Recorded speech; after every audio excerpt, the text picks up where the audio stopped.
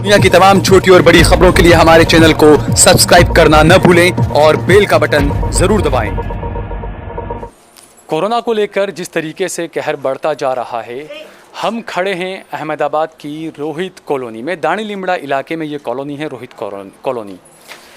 एक अजीब मामला यहाँ का ये सामने आया।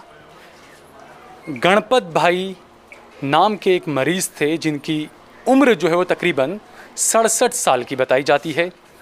बताया जा रहा था कि 10 तारीख के दिन उन्हें सांस लेने में कुछ तकलीफ़ हुई और उसके बाद जो है वो 108 पर कॉल कर उन्हें अस्पताल भेजा गया, अहमदाबाद के सिविल अस्पताल। पता चला उनका जो कोरोना का रिपोर्ट है वो पॉजिटिव आया और उसके बाद उनके घर वाले, उनके बेटे जो है वो उनके साथ में वहाँ पर थे, जो कि अस्पताल के जो उनका वार्ड था जहाँ पर उन्हें रखा गया था उसके बाहर काफ़ी देर तक, काफ़ी दिनों तक बैठे रहे। डॉक्टरों ने उन्हें सही जवाब नहीं दिया। डॉक्टरों ने ये कहा कि गणपत भाई की जो रिपोर्ट है कोरोना की वो पॉजिटिव आई है, गणपत भाई को कोरोना है। उसके बाद उनके बेटे अपने घर आ गए क्योंकि गणपत भाई को जो है वो आइसोलेशन में रखा गया था। लेकिन हैरानी की बात ये हुई कि 14 मई को म्यूनिसिपालिटी के कुछ लोग आए, गणपत भाई के घर पर जो है वो क्वारंटाइन का बोर्ड लगा दिया गया और ये बताया गया कि उन्हें कोरोना है। लेकिन हैरान करने वाली बात यह है कि अचानक 15 मई के रोज़ गणपत भाई के बेटों के फ़ोन पर पुलिस का फ़ोन आया और पुलिस ने यह कहा कि आपके पिताजी की डेड बॉडी, आपके पिताजी की लाश जो है वो दानी लिमड़ा BRTS पर पाई गई है और उनकी डेड बॉडी को जो है वो SVP हॉस्पिटल ले जाया गया है। आप वहां से जाकर अपने पिताजी की डेड बॉडी को हासिल कर लें। यह हैरान करने वाली बात है कि कोरोना के मरीज़ को जिस तरीके से रखा जाता है, परिंदा भी वहां पर नहीं मार सकता। ऐसे में कोरोना का एक मरीज़ सिविल अस्पताल से निकलकर तकरीबन 15-20 किलोमीटर दूर दानी लिमड़ा कैसे पहुंचा और किस तरीके से एक लावारिस हालत में उसकी डेड बॉडी जो है वो एक BRTS के स्टेशन पर पाई गई। घर वालों को फ़ोन आया कि आप डेड बॉडी ले जाइए। घर वाले जब डेड बॉडी लेने के लिए गए तो पता चला डेड बॉडी का पोस्टमार्टम किया गया था और उसके बाद गणपत भाई जो है वो कैसे बाहर निकले, क्या उन्हें छुट्टी दे दी गई थी, ये कई सवाल उठ रहे हैं। गणपत भाई के बेटे इस वक्त हमारे साथ में हैं, हम उनसे बात करने की कोशिश करेंगे कि आखिरकार ये पूरा मामला क्या है। क्या नाम है आपका? मेरा नाम धर्मेंद्र गणपत भाई मकवाणा। धर्मेंद्र गणपत भाई मकवाणा, ये पूरा मामला क्या हुआ था? पूरे मामले में ऐसा है कि हम 10 तारीख को उनको एडमिट किया 108 बुलाकर। उनकी तबीयत थोड़ी वीक थी तो 108 ने उनको सिविल में एडमिट किया। मेरा भाई साथ में ही था, बड़ा वाला जो रिपोर्ट कर दिया। फिर एक्सरे और जो सैंपल ने वो सब कर दिया। फिर उसको बोला आप घर जा सकते हो और उनको एडमिट कर दिया।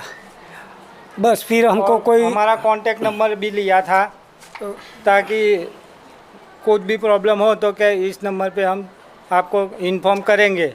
लेकिन 2 दिन बाद हमने PDF में देखा कि गणपत मेरे पापा का नाम आ गया है पॉजिटिव में, कोरोना पॉजिटिव में। हाँ, कोरोना पॉजिटिव में।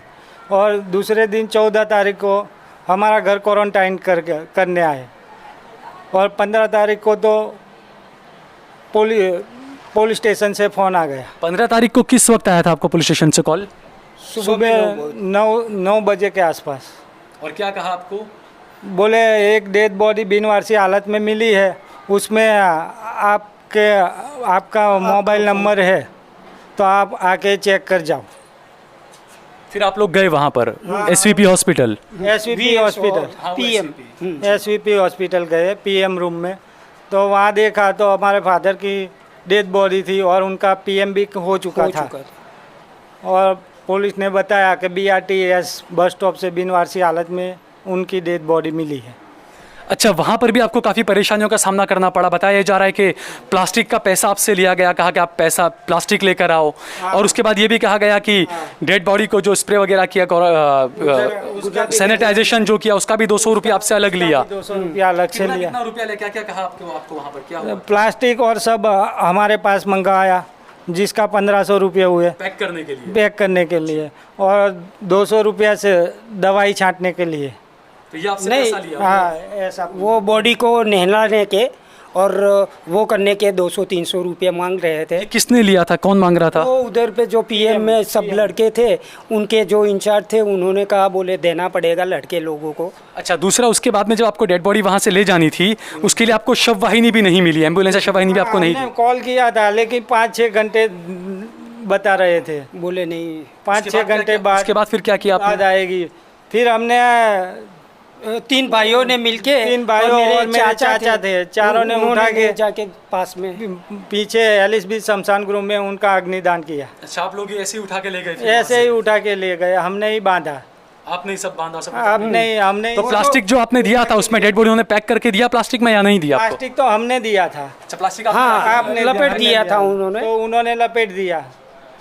अच्छा, उसके बाद जो केस हुआ, जो ये मामला स्ट्रेचर पे से हमने स्ट्रेचर पे से हमने अच्छा, जो ये मामला हुआ कि डेड बॉडी उनकी आखिर ये ऐसे लावारिस हालत में कैसे पहुंची दाढ़ी लिमड़ा बीआरटी स्टेशन पर, कैसे पहुंची बीआरटी स्टेशन पर? क्या आपने इसके लिए कुछ एफआईआर की या कुछ पुलिस कार्रवाई या कुछ आपने कुछ मांग की है सिविल के डॉक्टरों से या सरकार से या पुलिस से, या क्या आपने कहा? हाँ, पुलिस में हमने एफआईआर नोंदाई, फरियाद नोंदाई, इसकी तपास होए।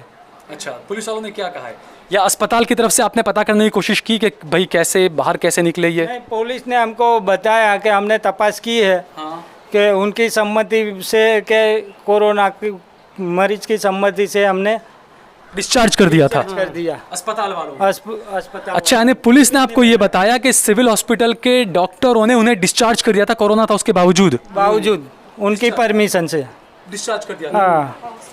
क्या नाम है आपका? कीर्ति भाई। कीर्ति भाई। आपका? धर्मेंद्र भाई। धर्मेंद्र भाई। तो आपने देखा, ये एक बड़ी हैरान करने वाली बात है कि कोरोना के मरीज को जब उनकी रिपोर्ट पॉजिटिव आ गई, सिर्फ महज 2 से 3 दिन हुए थे उन्हें एडमिट किए हुए, ऐसे में आखिरकार डॉक्टरों ने किस बिना पर उन्हें वहाँ से जाने दिया, किस बिना पर जो है वो उन्हें डिस्चार्ज कर दिया, ये बड़ा सवाल उठ रहा है।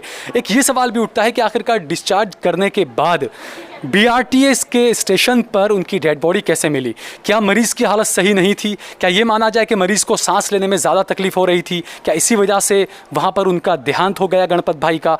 ये बड़े सवाल उठ रहे हैं, लेकिन साथ ही साथ प्रशासन पर ये सबसे बड़ा सवालिया निशान है कि क्या यही नरेंद्र मोदी जी का गुजरात मॉडल है? ये सबसे बड़ा सवाल इस वक्त उठ रहा है। आप देख रहे हैं देश लाइव, देश की आवाज़।